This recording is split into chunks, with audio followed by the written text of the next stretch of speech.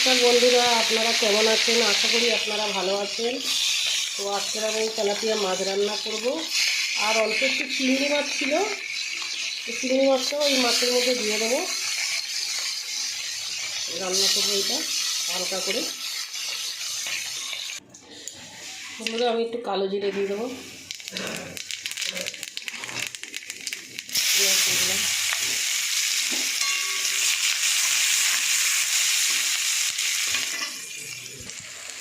একটু রসুন দিয়ে।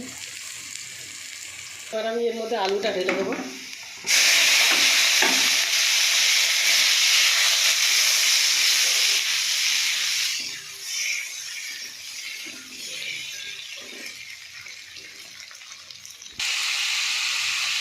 আলুটা একটু হলুদ দিয়ে দেবো,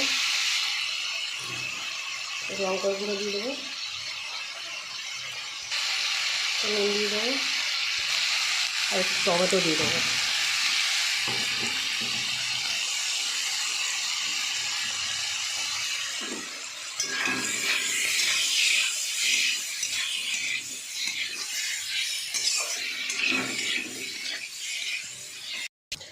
বন্ধুরা আমি জল ঢেলে দিলাম, আর একটু দেবো জল।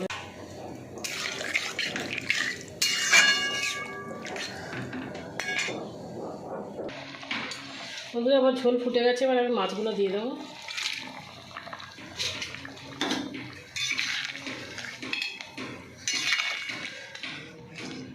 চিংড়ি মাছ আর মাছ একসাথে বানাচ্ছি।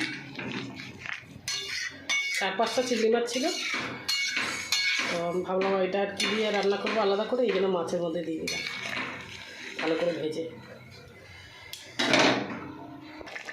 বন্ধুরা আমার মাছের ঝোল হয়ে গেছে। আমার ভিডিও যদি আপনাদের ভালো লাগে আপনারা লাইক শেয়ার কমেন্ট করে দেবেন, আর যারা আপনারা সাবস্ক্রাইব করেননি আপনারা সাবস্ক্রাইব করে দেবেন। নমস্কার বন্ধুরা।